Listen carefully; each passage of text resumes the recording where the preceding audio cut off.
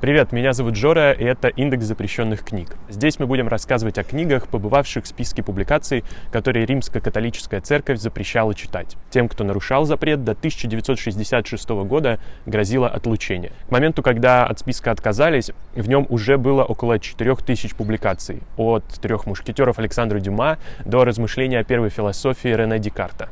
В каждом выпуске мы будем выбирать одну книгу и рассказывать, какие ее идеи так пугали Ватикан. Сегодня поговорим о философском произведении Симоны де Бувуар «Второй пол», в котором она обвинила христианство в поддержке угнетения женщин.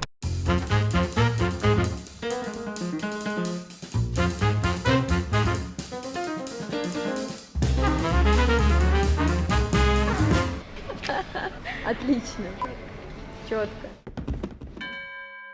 «И сказал Господь Бог, нехорошо быть человеку одному, сотворим ему помощника, соответственного ему. И создал Господь Бог из ребра взятого у человека жену и привел ее к человеку. И сказал человек, вот, это кость от костей моих и плоть от плоти моей, она будет называться женою, ибо взята от мужа своего». Если верить Библии, то женщина появилась на свет не только после мужчины, но и после всех животных, которые не подошли Адаму в качестве помощника. По христианскому канону женщина без мужчины невозможна. Философиню Симону де Бувуар религиозные догмы раздражали. Она была атеистической экзистенциалисткой, то есть считала, что человек приходит в мир свободным, без какого-либо божественного плана на него и должен сам определять смысл своего существования. Но патриархальная западная культура не давала женщине такого права. Общество ставило женщину на вторичное по отношению к мужчине место, и христианство ему в этом активно помогало. Книга «Второй пол» была опубликована в 1949 году. В ней 800 страниц исследования того, как мужчины подчинили себе женщин, запретили аборты, ограничили избирательные права. В своей историко-философской работе Бувуар анализирует и критикует общественное устройство Древней Греции, законы наполеоновской Франции, произведения Эдгара По, Гёте, Шекспира и другие значимые сюжеты мировой культуры. «Второй пол» быстро попал под запрет католической церкви. Официальная причина – описание функций женского тела и лесбийского секса. Во второй главе, рассуждая о лесбийских отношениях, Бувуар пишет: «Женские ласки не могут привести ни к лишению девственности, ни к проникновению пениса во влагалище. Они удовлетворяют желание, порождаемое, как в детстве, клитором, и не влекут никаких опасных перемен в теле девушки. Она может ощутить себя пассивным объектом, оставаясь в значительной степени свободной личностью».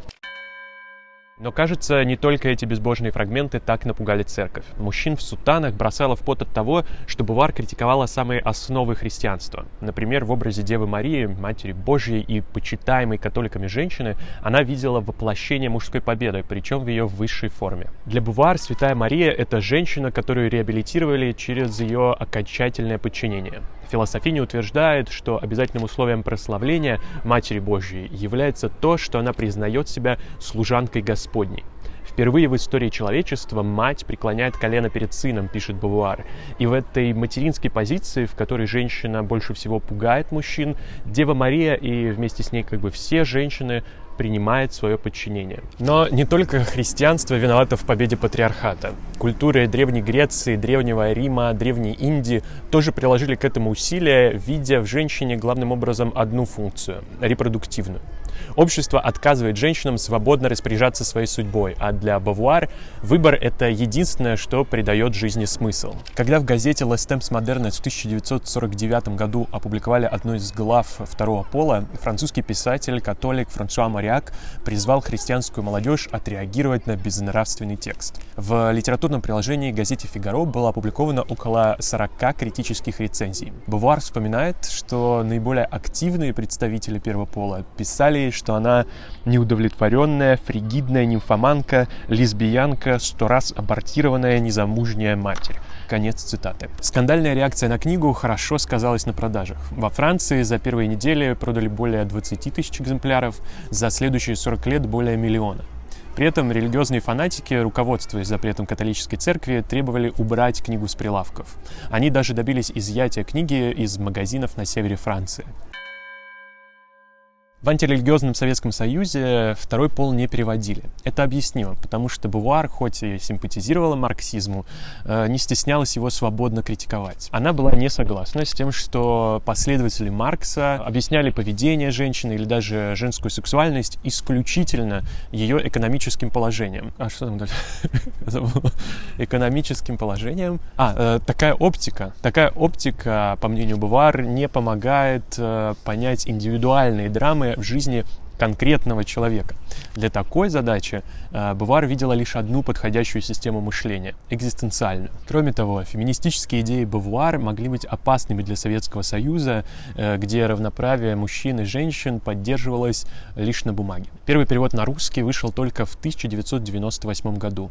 Редакторка перевода, докторка политических наук Светлана Айвазова в книге «Русские женщины в лабиринте равноправия» указывает на то, что в СССР в отраслях, где преимущественно трудились женщины, например, здравоохранение или общественное питание, зарплаты в среднем были намного ниже, чем в целом по стране. Второй пол проблематизировал такое положение женщин, хоть и напрямую не критиковал Советский Союз. В России 90-х запоздалая публикация некогда скандальной книги не вызвала такой же интерес, как в родной Франции. За первый год продали около 5000 книг. Вернемся в 1949 год, когда была опубликована книга. Вторая мировая закончилась всего 4 года назад, и война сломала представление о традиционных мужских и женских занятиях. Например, в книге Светланы Алексеевич «У войны не женское лицо» описано, как женщины воевали вместе с мужчинами, трудились вместе на заводах, а репродуктивная функция на время войны перестала быть определяющей. После войны, как пишет философиня Альгерта Харитонова, мир пытался снова найти гармонию, в том числе в гендерных отношениях. Женщины вернулись к тем занятиям, на которые были обречены уже несколько столетий – охрана домашнего очага и производство детей. Послевоенное время вошло в историю как эпоха бэби-бума. В западных странах резко возросла рождаемость. На этом фоне книга Симоны де Бувуар была радикальным высказыванием, побуждавшим пересмотреть роль женщины в обществе.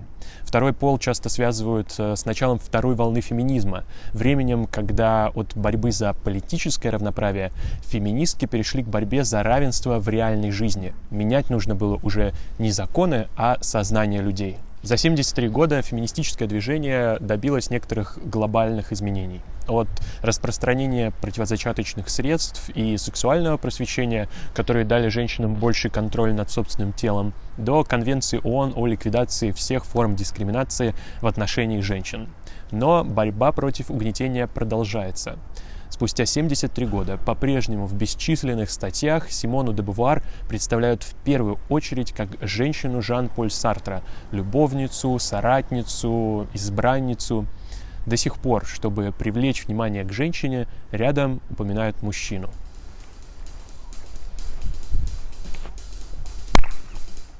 Вернемся в 1949 год, когда была...